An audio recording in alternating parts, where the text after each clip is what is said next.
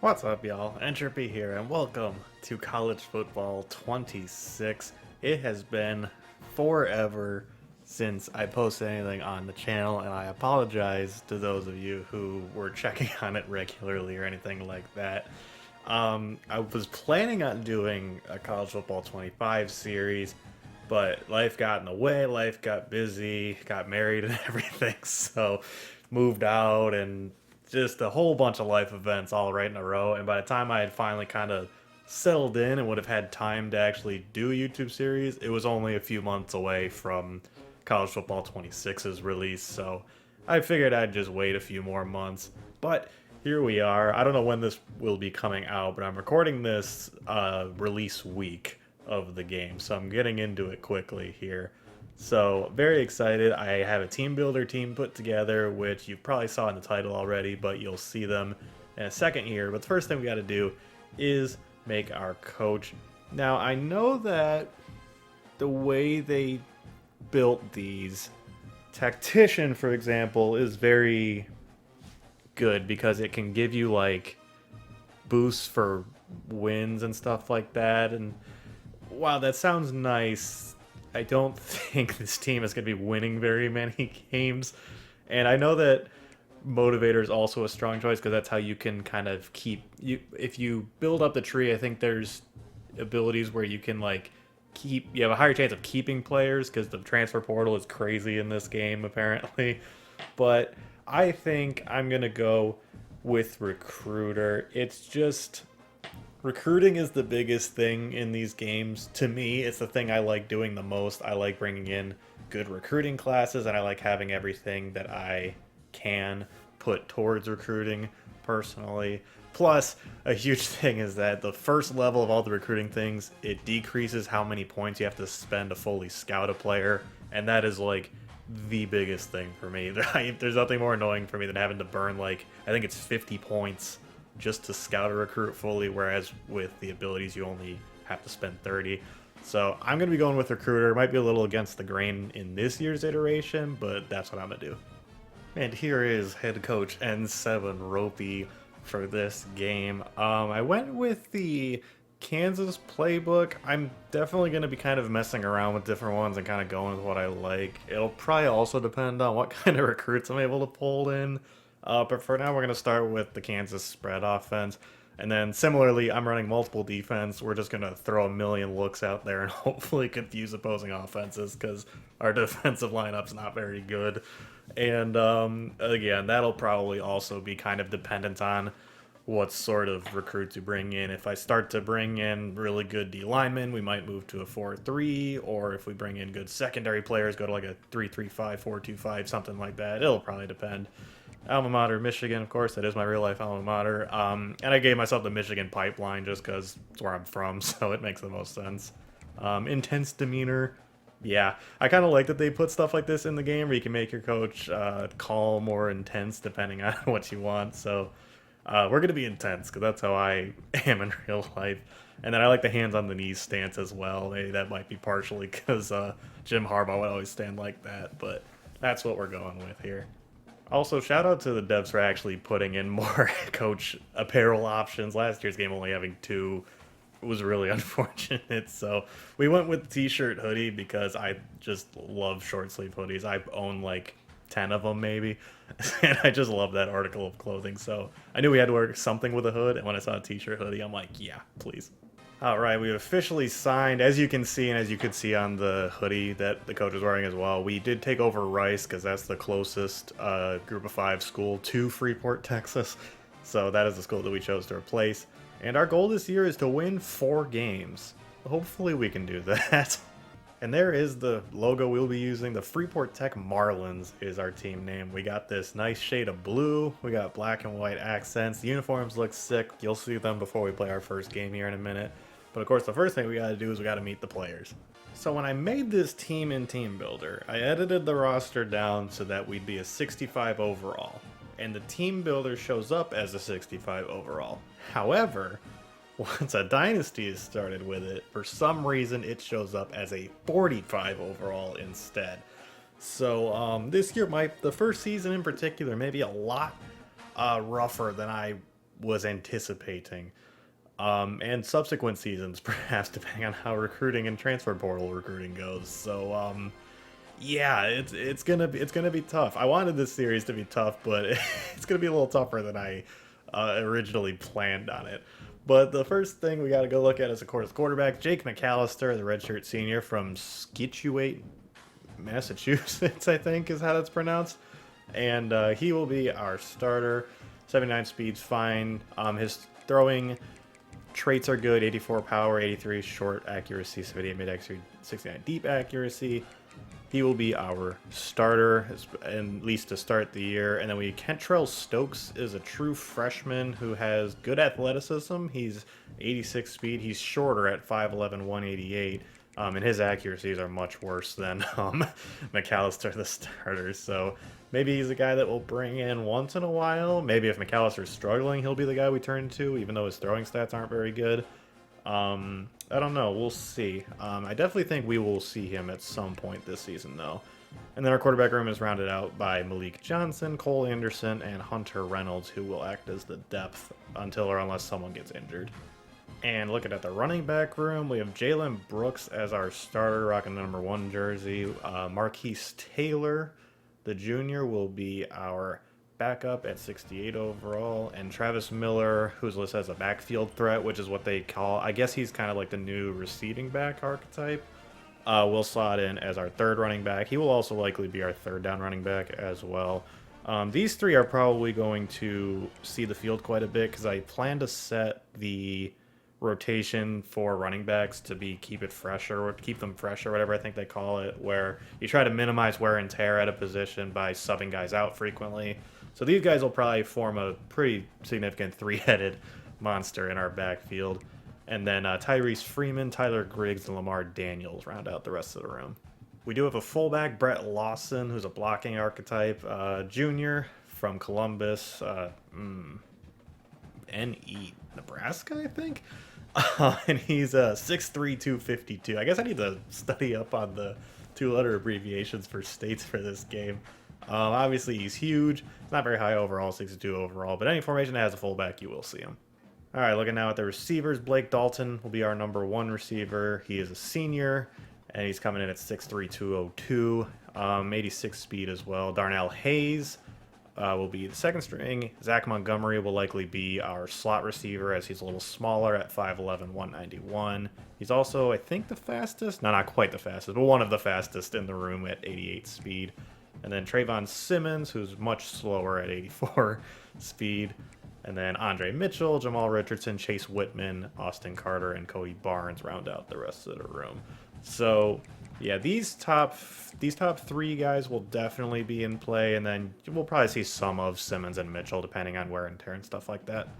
All right, tight end room. Shane Wallace will be our starter, the senior. He's a possession receiver, 6'4", 244, has good size. Tanner Brooks will be the backup, 6'5", 235, so a little slimmer, more as a vertical threat. Has 80 speed as well, so that could be useful.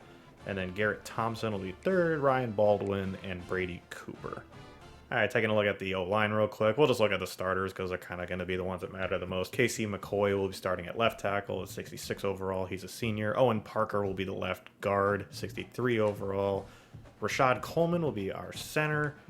Tyquan Reed will be our right guard. And Isaiah Griffin, our highest rated O-lineman at a 66 overall. 6'7", 317 as well. Massive human being.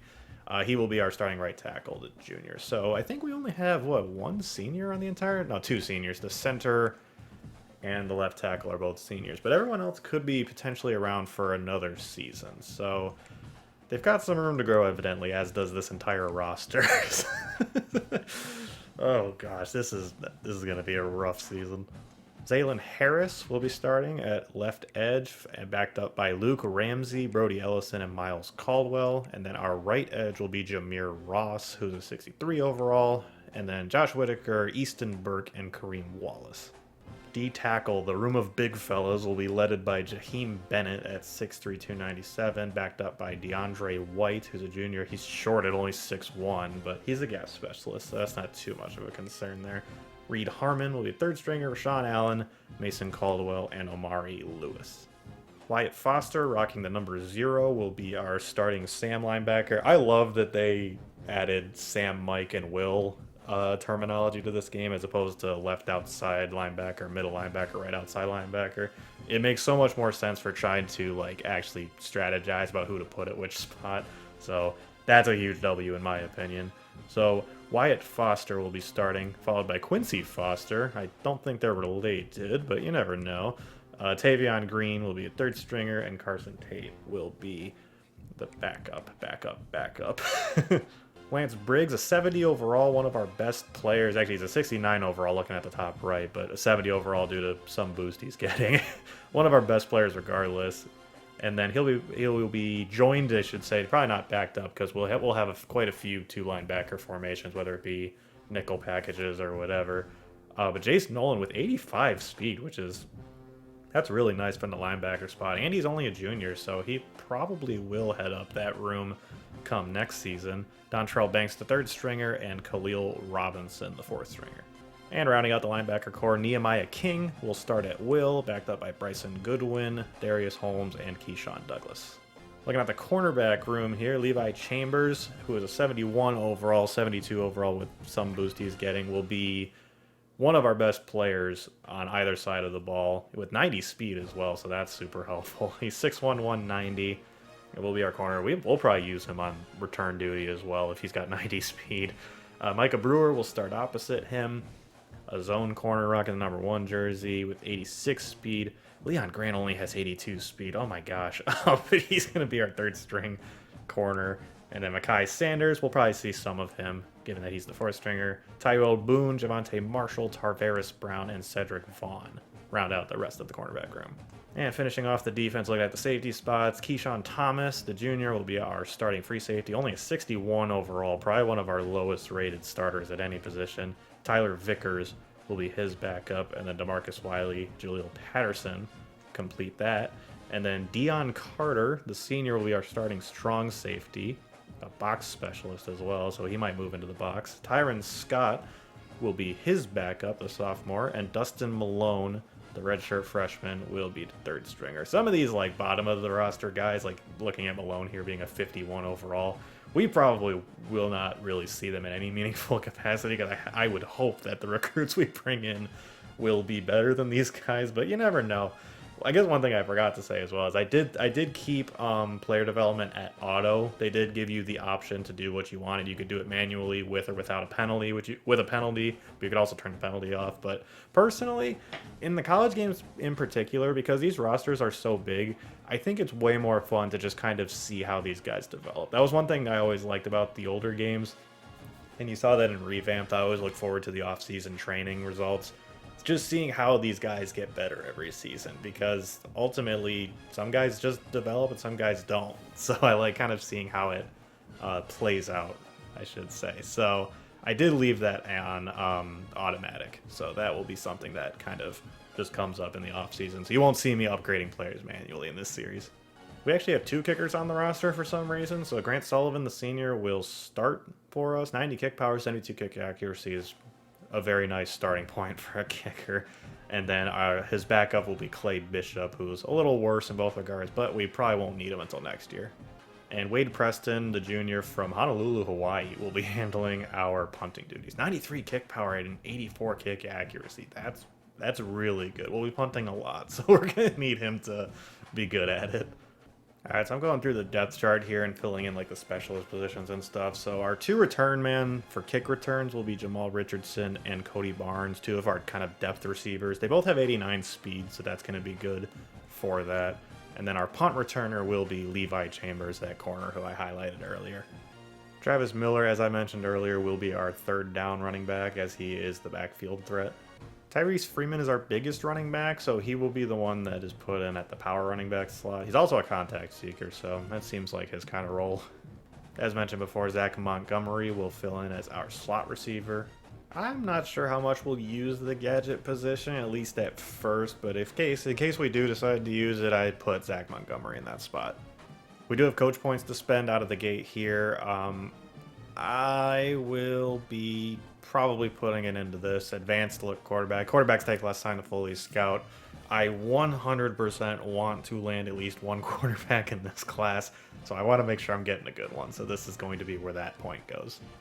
Alright, and this is our schedule that we'll be rocking with this year. So we will not play week 0. We play week 1 at home against Louisiana. We will play at Houston, who is the closest Power 5 school to us. So as you can see on the right there, I did make them a rivalry game for us. And then we will play at home against FCS Midwest, which I believe is just based on Not the Experts team builder team from last season. So that's pretty cool. I like that they implement YouTube series teams into the FCS schools.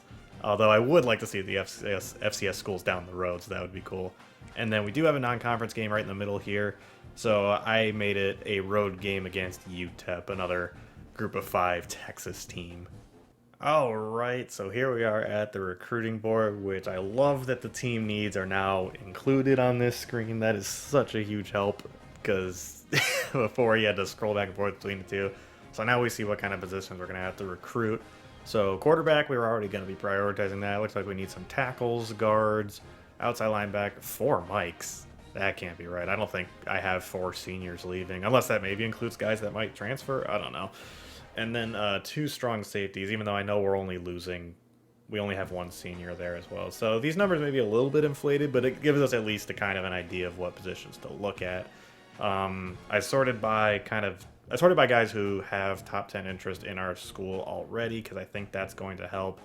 And based on what I understand about how deal breakers work as well, I should probably try and focus on guys that have prestiges that I know are either going to go up or that are already high for us. So like guys that are from Texas might be a huge focus for me. It'll just kind of depend on how this board kind of falls. So I'll go through and add a bunch of guys to my board, and I'll update you guys once I finish. Alright, I've filled my board now with 35 targets, so now I just got to use these hours and try and figure out which ones to go after. So obviously, small school, only 450 hours to start isn't a ton, so we're going to be limited in how many guys we can really look into, so I have to prioritize my team needs here. Alright, Bruce Acho looks like the best quarterback on the board here. He's 5'11", 209 from Louisville, so not too far away. I don't have a pipeline there or anything, but if every true sun would go away at the bottom of the screen there we go. His deal breaker's playing time, so he should be able to come in and play. So hopefully that won't go down, but he looks like the best option on my quarterback board here, so I think I'll offer him a scholarship. I like Amani Carney's abilities here, so I think we'll offer him a scholarship.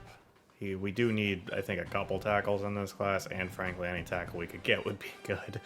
But I'm also kind of interested in Tyron Davis here, 6'6", 292. His stats aren't as good, I would say, but they're definitely kind of close. He's an agile guy, so his thing is going to be more on his athletic ability, and then hopefully his blocking develops. But I think I might consider throwing a scholarship his way, but Carney's definitely getting one. I like both of these guards here, Devon Tam and Dante Korn. Both look like good options here, so I think I'll offer both of them scholarships. As you can see, points go... I mean, the points go so fast in this game. It's kind of crazy how, like, I'm already down to 40 hours, and I've only looked at, like, I've only looked at 3 positions, really. I didn't even look at... I skipped over, like, the running backs and receivers because I just don't have...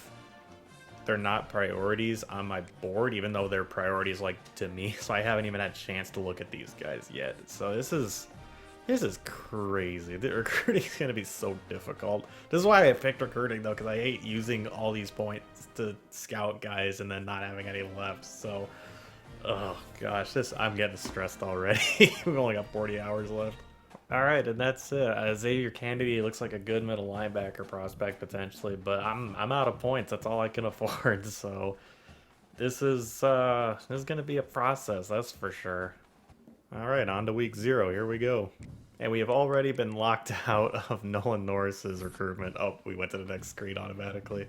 As you can see, the recruiting portal is going to be the transfer portal is going to be insane, as these guys are going to be going constantly. So this is keeping the team together is going to be hard enough. Granted, the team I have right now isn't very good, but still keeping these guys around is going to be extremely difficult. So It looks like we've made some top 8s for a few guys, and then Nolan Norris, a guard that I added but didn't really put too much into, is he's already cut us out. All right, well, let's start by getting these guys that I definitely want going with their recruiting. So Acho's getting send the house. Carney is getting the send the house from me. I could do it with... There's Nolan Norris who locked us out, so he's gone already. And then... Oh boy, we got competition for both of them. I was going to say maybe I wait on one of them, but given that I've got other teams going at it, I'm going to start dumping points into these guys as well. So it leaves me with 150 hours to kind of keep exploring the guys I've got here. So let's start by finishing off Kennedy's scouting here. He looked like a good option at middle linebacker. 80 strength, 87 acceleration, 79 speed. His man coverage isn't great. His zone coverage is good, though, and that's more important in a middle linebacker role. I don't like having my mics guard guys man-to-man, and they typically don't, but it does. They will from time to time, so him being a 58-man is not great, but all his other stuff looks good, so I think I will throw him a scholarship as well. I don't even know how much I want to like look into the rest of these guys because there's other positions I want to look at too. But oh boy, I don't know what to do here. I've got 2 intriguing cornerback options on the board here, but I think Marquez Vick looks a little bit better. He's smaller. He's only 5'10", 177 versus Baskerville's 6'2", 195. But Vick looks better at almost everything. Baskerville's man coverage is better at 77, but his zone coverage is better. His change of direction is slightly better. It's kind of just... They're very comparable prospects. He also does have 2 mental abilities, though, so I think he is the one I will choose to throw a scholarship at here. Corner is also a position I really want to kind of prioritize in this recruiting cycle, ideally, because I don't think our cornerback room is going to be very good, and we're losing our best one after this season as well, so... Now what to do with these, because I want to put scouting time into skill position players, but obviously I'm like running out of time here. So like I've already got 2 of these running backs getting scholarship offers and time put into them from other schools. So like, do I want to fight those schools, or I want to just go for this guy instead because no one's really going after him? And then same thing with receivers as well. I've got a few guys on here already. None of them, it looks like, are getting really pursued. So maybe I'll look at some of... Maybe I'll spend... I only have 30 hours left. Maybe I'll spend some time looking into some of these guys here first. Meredith's deal breaker is proximity to home, and he's very small at 5'6", 183. But he is... Because of his deal breaker, I might scout him first. Although, we got Maggio, who is a gadget receiver, which I'm not really sure what to expect from those guys in terms of their actual receiver abilities. I know that means that they'll come in with like throw power and stuff that's at least somewhat meaningful, but I don't know what to expect from them in terms of how good of a receiver they're going to be. So, yeah, I don't know. And then Alfonso York is a contested specialist at 6'2", 196. Maybe I'll look at him first. He has kind of that prototypical, not prototypical, but he's got better size than 5'6", so maybe we'll just spend our 30 points looking into him. It's good spec catch, good short route. His speed doesn't look terrible, but that could easily still be a low 80s number, I think. Good, decent acceleration. Deep route isn't great. So for a contested specialist, that's a little disappointing. But his release is pretty high at 81. And that's all the points I got. That's where we'll pick up next week, I guess. We are on bye here to start the season. So that's all we're going to be doing for this week. So we'll just sim on ahead to next week, and then we'll hit up the recruiting board, and then we'll play our first game of the season finally. All right, so Acho, that quarterback, reached his top 5, and we are currently the only school really going after him, I should say, so that's good. Javon Harmon reached his top 8. Devon Tam reached his top 8. Brendan Brazel, I haven't looked at him yet, nor have I looked at Shakulma, but they both reached their top 8 as well. And then the corner that I wasn't looking at because of TCU and Baylor going after him, I promptly bowed out of that race because I do not have the resources to keep up with those 2. But the rest of them, we're moving along. We're moving along. I'm kind of in what's the word I'm looking for? I am I'm a little more optimistic about this race, looking at the fact that we're the only team going after him. Now that could mean he sucks, but hopefully he's good. We'll see. Let's take a look at those. Let's try and round out the rest of these receivers here that we were looking at.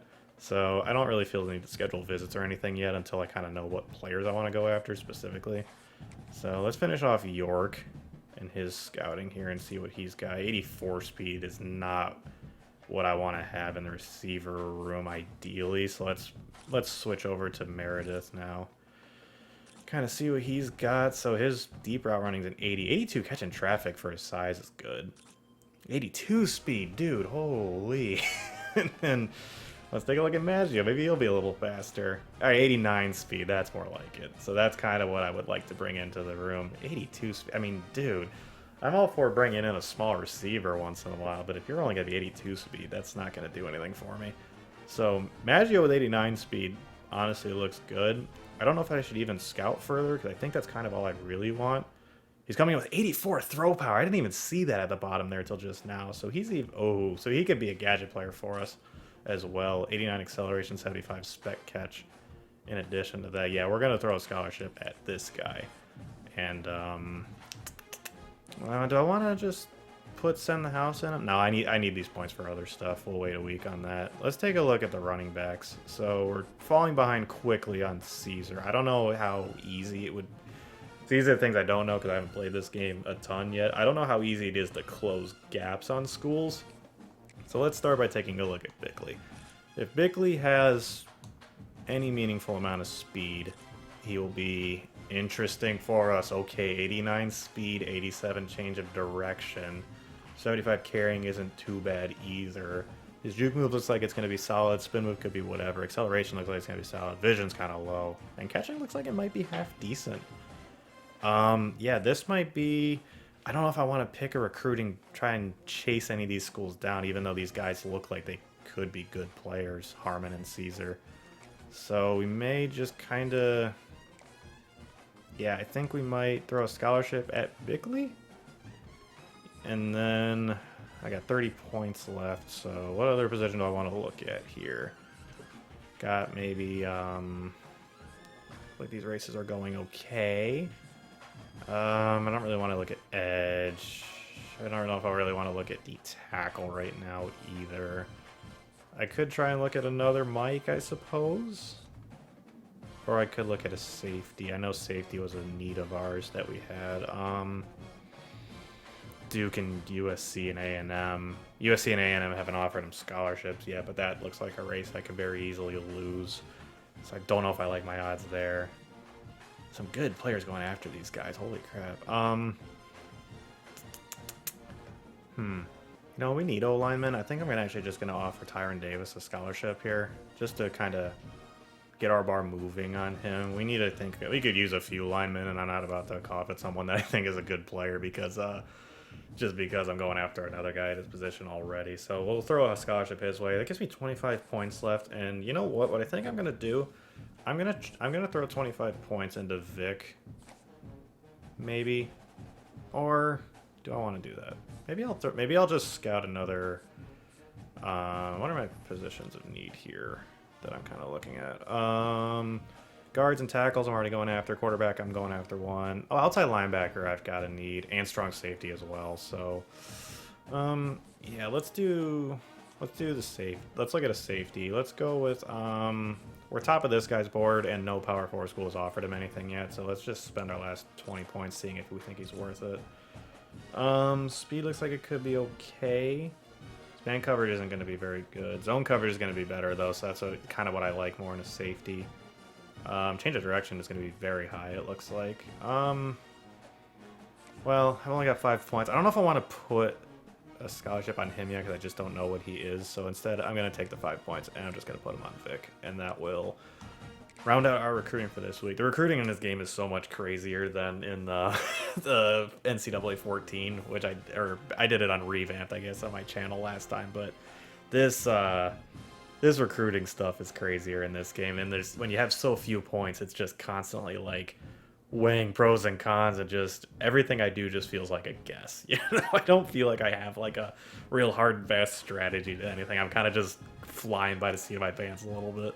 All right, it's finally time for our first game of the season. As you can see, Louisiana, the Ragin Cajuns, are going to be favored by quite a bit, coming in at 70 overall to our 45 overall.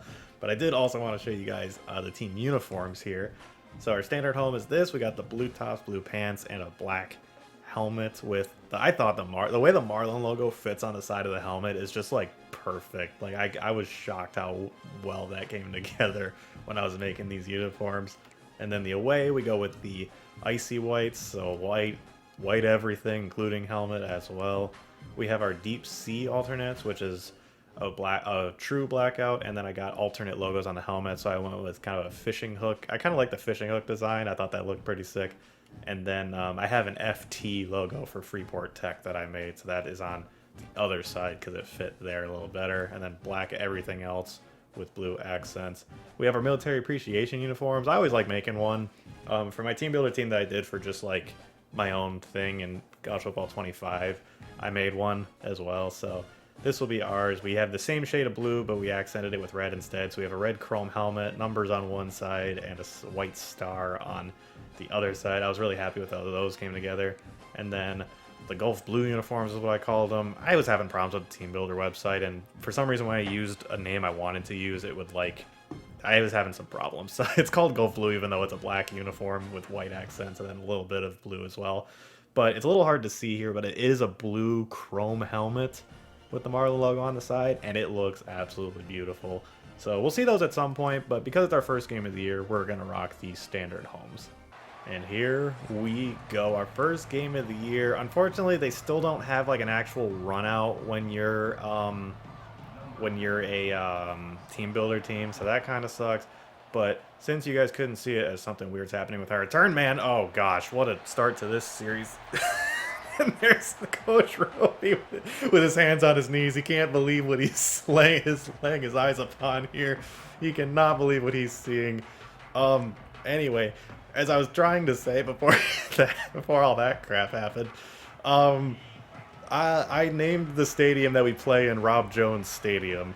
So I would have loved if it came up in like the pregame, but of course it didn't because that's how it works, as we do not get very much on our first carry of the game. But I named it after Rob Jones, who was of course our best recruit that we got in my Old Dominion series. And yeah, just wanted to name the stadium after him. I thought it'd be cool to kind of keep that as a running thing.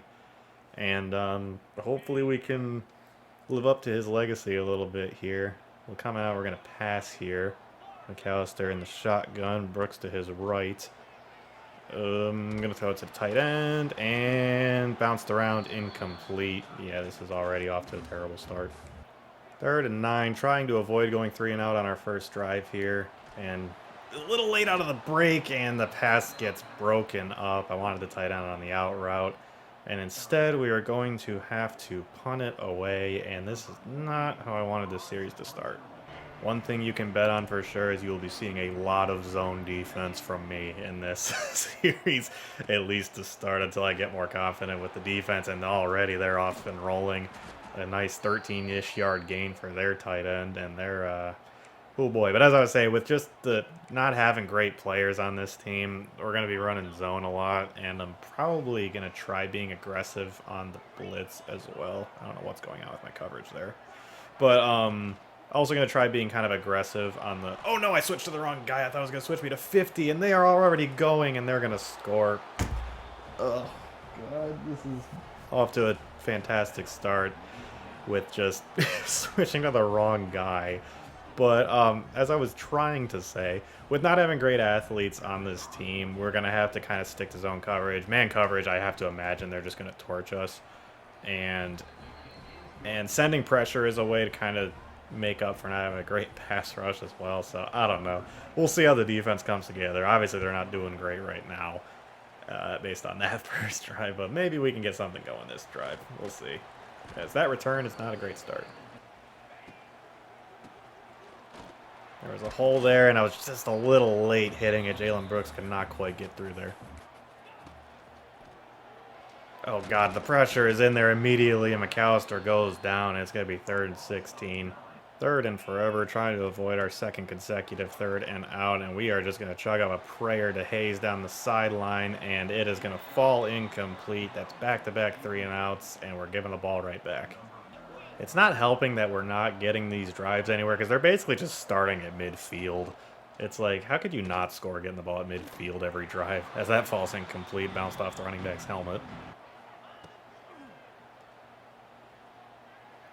Flip out to the running back, and he is going to drag defenders and get the first down. We had him dead like at least 4 yards short of the line, and instead he pushes forward and gets the first. Oh, over the middle, he's got his receiver again, and Louisiana having zero problems moving the ball.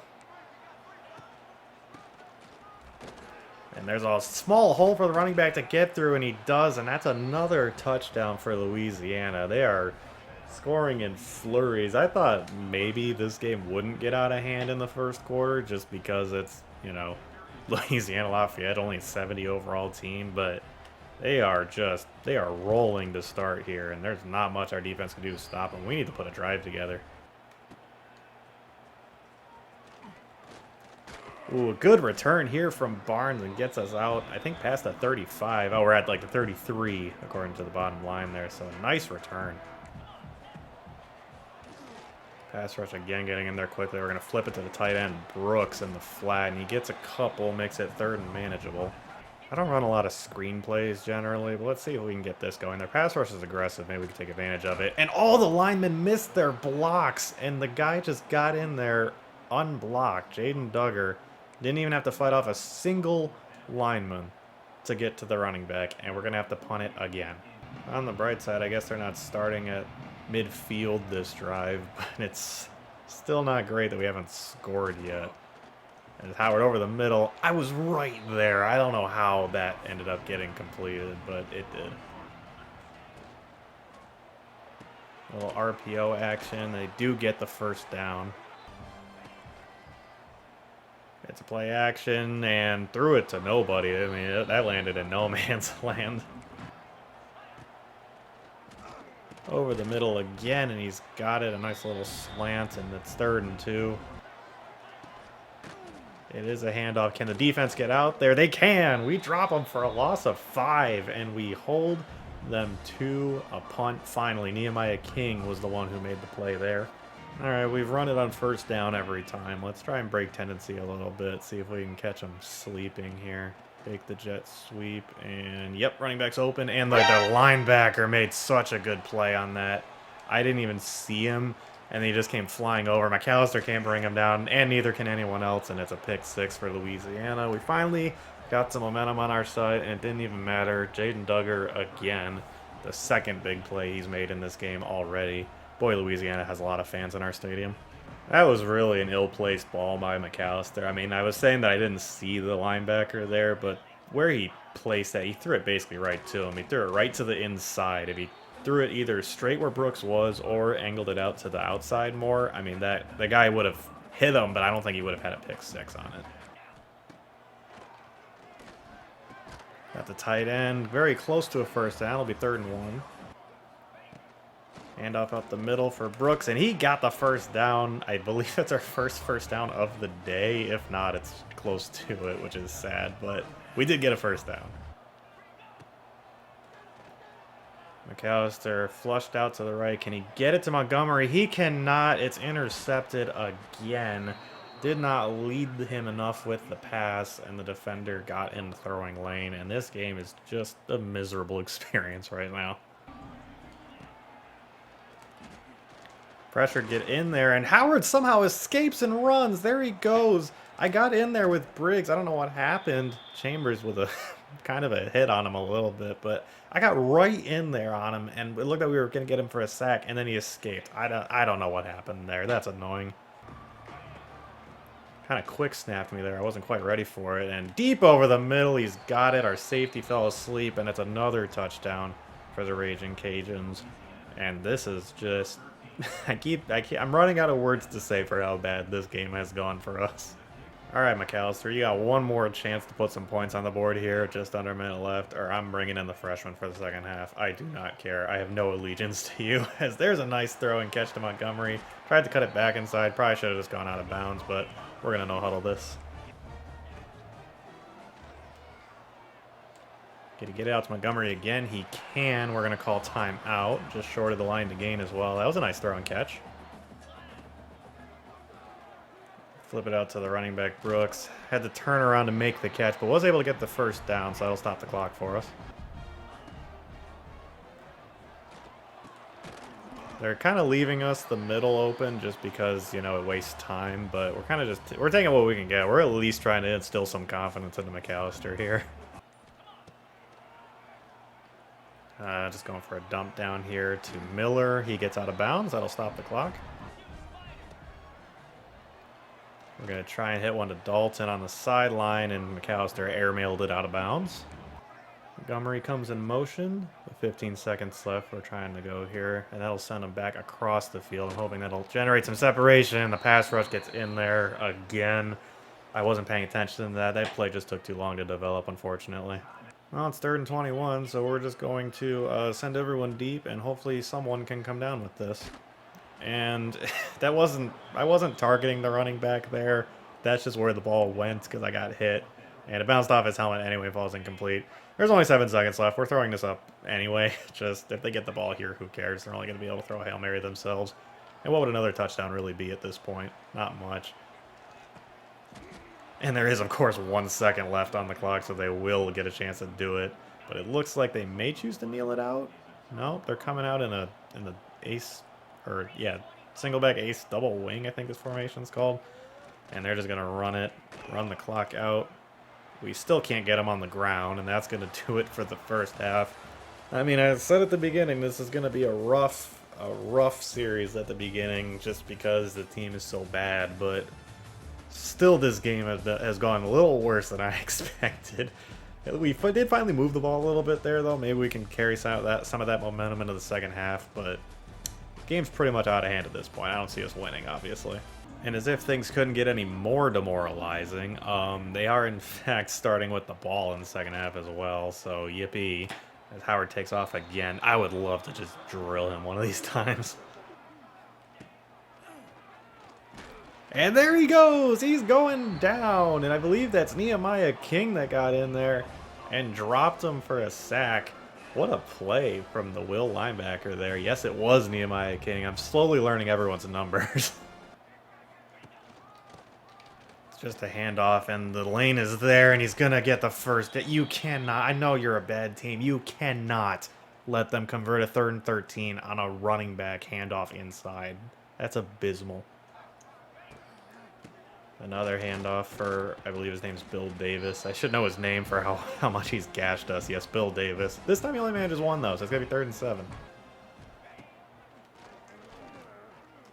Over the middle, and they got it again. The tight end breaks some tackles. There were 2 defenders in that area. There was the linebacker underneath, the safety over the top, and he just got right in between them, and the quarterback got it to him. Gosh dang it. King gets in there again, and Howard's running again, and he's able to get rid of it, but did absorb a number of hits there. Play action. Over the middle. It's picked off! Lance Briggs was right in the throwing lane, and that is going to be a huge play for the defense. Obviously not in terms of the outcome of this game, but just huge to see the defense make a play at this point. Oh, Landon Briggs. Sorry, his name's Landon, not Lance, but Landon Briggs with the interception there. Nice play by the linebacker. He was right there. All right, after that huge play by the defense, let's see if we can finally get on the frickin' board and get some points. I'd even take a field goal at this point, as there's a run from Jalen Brooks, skashing through the defense, and that's going to be a beautiful scamper, by far his longest of the day. This time a pitch over to Brooks, and this time they're ready for him. He does do a good job to push ahead and get 3, though. I mean, that was definitely going to be a loss for a second there. McAllister drops back. Over the middle, he's got Montgomery and number 9 dropped back there and was able to get his hand in the way, and it's going to be 3rd and 7. 3rd and 7, McAllister drops back. They're bringing pressure. Over the middle, he wants a tight end, and he catches it. What a beautiful diving catch. by the tight end who's, I'm sorry, I've forgotten his name, but that was a great catch by him. Ooh, I got Travis Miller on the little crosser there. The running back lined up in the slot and got open. That's another first down. And up to Brooks, who's got some room again and gets 6. All right, the offense is finally starting to wake up a little bit on this drive. Little RPO swing to the other running back, Marquise Taylor, and he only manages 2. It's going to bring us to the end of the third quarter. We're finally in their territory, though. It is 3rd and 2. I would really like a touchdown just for morality's sake, or yeah, team morale. Oh, wide open over the middle. It's Brooks. Puts a move on the defender, and that's a touchdown. First touchdown in school history. And it's the running back, Jalen Brooks, who ran a beautiful little angle route, got away from the linebacker, and shook the safety for a touchdown. This game is out of hand, but at this point, it just feels good to get on the board finally. What a move by Jalen Brooks as well. Watch this. Catches it beautifully on the angle, and then whoop, right past him. That dude touched the ground with his hand. That's how bad he got shook. Nice play. It's going to be a screen pass to the left. Can Briggs fight through it? He can, actually, and brings him down for a short gain of 1. The defense has played terribly in the first half, but second half they've been making some plays. I just realized they brought in another quarterback. Did Howard get hurt, or is this... Oh, no, is this like their gadget player? It might be their gadget player. He's brought down for a loss of 1. I'm interested to see who comes in at quarterback now, because either that or they may have pulled the quarterback. Oh, yeah, no, they just have a different quarterback out there now. I mean, in fairness, it is a blowout. Maybe they just brought in all the backups at this point. Who knows? And quarterback wants to run again, and then there's nowhere to go. You could see him looking for a lane, and the D-line did a great job filling the lane, so he had nowhere to go. And that's going to be another forced punt by this defense. I mean, I said I was going to bring in the freshman at some point, but honestly, McAllister's been kind of grooving in this second half. I don't really feel need to pull him. He's going to get this one to Hayes, and that's a great timing on that throw as Hayes was able to bring it in. The thing that would be nice, though, is because the freshman's more of a runner, it would kind of open up the playbook a little more, because there's a lot of, like, options and quarterback runs and stuff that I just can't use. As that falls incomplete, I thought he caught that. Just because McAllister can't really run, so that's kind of a bummer. But if I brought in the freshman, he'd be able to use those a little more, which would be cool. But, you know, is what it is, as pass rush got in there, and that's going to be another 3rd and forever for this offense. This Dalton guy's supposed to be a contested specialist, so let's give him a chance here to come down with a jump ball. Oh my gosh, he positioned himself nicely to be able to bring that in, and it just careened off his fingers. That's a bummer. Well, it's 4th and 18. Obviously, at this point, we're not punting. We're going for this, so let's see. Hayes looks like he may be able to get a little bit of room there. Oh, he brings it in! A deep ball to Hayes, and it's a... Oh my, I almost said it's a touchdown, but it's a first down, and we're down at the 2-yard line as Jake McAllister just laid it in the breadbasket. What a beautiful throw. I mean, let's just try and hand it off to Brooks again. Maybe he'll get a second touchdown here. Oh, there was a lane there, and I, like, kind of couldn't pick a hole, and that was unfortunate. That should have been a touchdown. All right, we're just going to run that play again. So let's see if we can punch it in this time. And we do. Jalen Brooks, his 2nd touchdown of the game. We've cut it down to a 14-point lead. So, I mean, technically we've pulled this game back within reach, but we would need probably a few onside kicks or something to get this to actually happen. But nonetheless, nice to see the offense really really kind of find their groove here. Looks like the backups are still in for Louisiana, so obviously they're not feeling any kind of threat about this game. Another handoff, and this time there is more running room. Brewer comes up and makes a nice tackle. Screw it, we'll call a timeout. Why not? They are going to try and pass it this time. Oh, we had a chance of keeping them short of the line to gain, and we were unable to do it. It looks like we probably won't be getting the ball back here.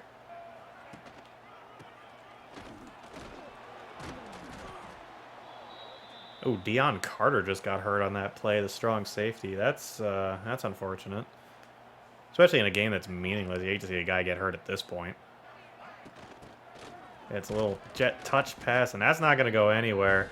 We're out of timeouts, but it's starting 11. Obviously, Deion Carter will not be coming back into this game because there's no point in him risking injury. That was a long RPO play. And we do force him out short of the line to gain. I don't know if the clock is going to stop. It's not, so that will effectively end our chances of actually winning this game. But how about the defense standing up in the second half? I don't think we allowed a point. I mean, yeah, it was 28-0 at halftime, I'm pretty sure. So that means, yeah, so the offense did not, or the defense didn't allow any points. That's pretty awesome. Oh gosh, McAllister, dude. It's just a tight end and a flat, man.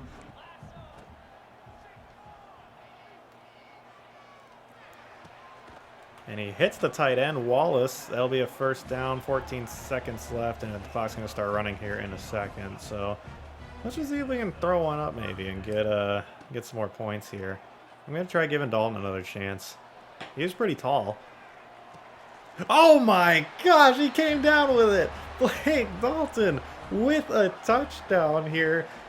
Right at the end of the game, only 4 seconds left on the clock, but we have cut this to a one-score game thanks to our defense not giving up at any point, and the offense found its footing finally. Holy crap, what a catch by Dalton. I mean, gosh dang, he went up and over that corner and brought it down. Okay, yeah, that's the kind. Oh shoot, I wasn't. Well, we probably weren't going to get the onside kick anyway, but I just wasn't thinking. I was too busy talking about the catch. I forgot to actually I forgot to actually call an onside kick. So that one's on me. Oh well. So that is going to do it for this game, assuming that time runs out here. Which it does not. There's still 1 second left, so we got to wait for them to kneel it out. And that is going to do it. Louisiana Lafayette comes in and beats us. Week 1 of the season. Really, I wish I didn't fall asleep at the wheel there on that onside kick. We had 21 points in the fourth quarter. Oh my gosh. But wish I wouldn't have fallen asleep at the wheel there and gone kind of autopilot, just kick, return. Unfortunately, I had wasted my timeouts on that previous drive as well. So didn't get an ultimate chance to win the game, but I haven't recovered an onside kick in a college football game maybe ever. No, I've recovered. I think I got one in like NCAA 14 like once. That's it though. So odds were extremely low, but all right, a nice performance by Freeport Tech in the second half at least. The first half was as rough as it could be, but didn't give up any points, and then took until the fourth quarter for the offense to get going, but it kind of brought it back. So maybe the season won't be as rough as I was expecting. McAllister ended up doing all right. 17 for 29, 246 yards, 2 touchdowns, 2 picks. 2 picks are not great, obviously. One of them, of course, being a pick 6 as well. But he was fine. So that was encouraging. Nice to see him kind of get some things going. Jalen Brooks had a rough game for the most part, but did have a few nice plays. 10 carries for 39 and a touchdown was his final stat line. He did, of course, have the one long run that was, let me see if I can, did they have it listed here? He had a nice 18-yard run, yeah, and that's where most of his yards came from, so. But a good game from him. I'm surprised the other guys didn't really get in, although I guess the offense wasn't doing much, so there wasn't much time for Jalen Brooks to get wear and tear and stuff. Looking at the receiving, was Jalen Brooks our leading receiver? No, Darnell Hayes was our leading receiver, of course, with his long 52-yard catch to set up a touchdown. And Blake Dalton as well with 1 for 53 and a touchdown, going up and over the corner and bringing that in. If he could do that more often, be like a legitimate jump ball threat for us, because Hayes is only 6 feet tall. Dalton at 6'3". If he could do that with any consistency, that would be huge for this offense. Shane Wallace, the tight end, had a nice game, 3 for 35. Zach Montgomery was pretty involved, 3 for 31. Jalen Brooks, 3 for 27, and of course his incredible touchdown, our first of the series, which was awesome. Travis Miller brought in a couple as well, the third down back, 2 for 24. Tanner Brooks, the backup tight end, had 1 for 5, and Marquise Taylor, who is the second string running back, had the 1 catch for 2 yards on a little screen off the RPO. Don't really, well, I guess I should take a look at the blocking briefly. It doesn't matter too much, but Brett Lawson, the fullback, had a pancake. That's awesome. Oh, and so did the tight end Shane Wallace, so they must have gotten out on a few corners or something like that. And of course, the left side of the line, it looks like, struggled in this one, allowing the 2 sacks. Defensively, who was our leading tackler on the day? Yes, it was Landon Briggs, the Mike linebacker.